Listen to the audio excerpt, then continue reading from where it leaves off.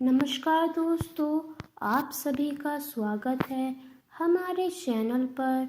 और आज मैं आप सभी के लिए लेकर आई हूँ माघ मास के प्रथम रविवार की व्रत कथा। आइए आरंभ करते हैं। प्राचीन काल में एक बुढ़िया रहती थी। वह नियमित रूप से रविवार का व्रत करती। रविवार के दिन सूर्योदय से पहले उठकर बुढ़िया स्नान आदि से निवृत्त होकर आंगन को गोबर से लीपकर स्वच्छ करती। उसके बाद सूर्य भगवान की पूजा करते हुए रविवार व्रत कथा सुनकर सूर्य भगवान का भोग लगाकर दिन में एक समय भोजन करती। सूर्य भगवान की अनुकंपा से बुढ़िया को किसी प्रकार की चिंता एवं कष्ट नहीं था। धीरे धीरे उसका घर धन धान्य से भर रहा था। उस बुढ़िया को सुखी होते देख उसकी पड़ोसन उससे चलने लगी।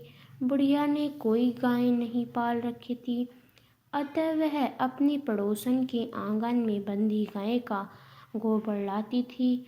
पड़ोसन ने कुछ सोचकर अपनी गाय को घर के भीतर बांध दिया। रविवार को गोबर न मिलने से बुढ़िया अपना आंगन नहीं लीप सकी। आंगन न लीप पाने के कारण उस बुढ़िया ने सूर्य भगवान को भोग नहीं लगाया और उस दिन स्वयं भी भोजन नहीं किया। सूर्यास्त होने पर बुढ़िया भूखी प्यासी सो गई।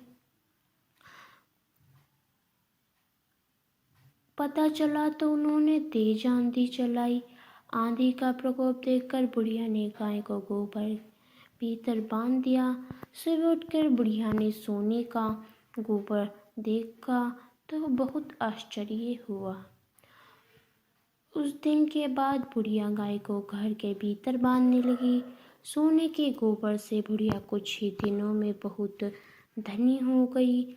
उस बुढ़िया के धनी होने से पड़ोसन पूरी तरह जल भुन कर राख हो गई और उसने अपने पति को समझा बुझाकर उस नगर के राजा के पास भेज दिया।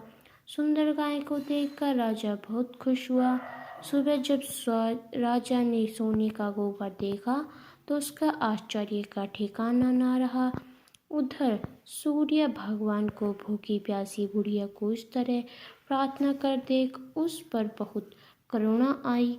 उसी रात सूर्य भगवान ने राजा को सर्प में कहा, राजन, बुढ़िया की गाय व बछड़ा तुरंत लौटा दो, नहीं तो तुम पर विपत्तियों का पहाड़ टूट पड़ेगा, तुम्हारा महल नष्ट हो जाएगा।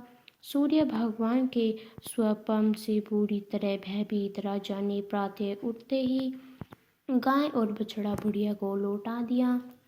राजा ने बहुत सा धन देकर बुढ़िया से अपनी गलती की क्षमा मांगी।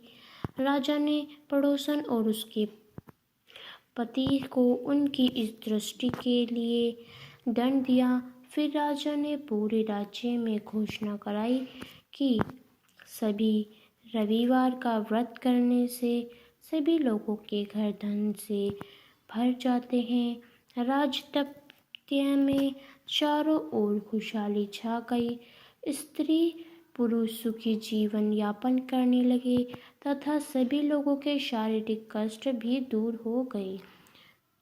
तो दोस्तों, ये थी हमारी माघ मास के प्रथम रविवार की व्रत कथा। आपको कैसी लगी हमें कमेंट करके अवश्य ही बताइएगा। मिलते हैं एक और नई कहानी के साथ।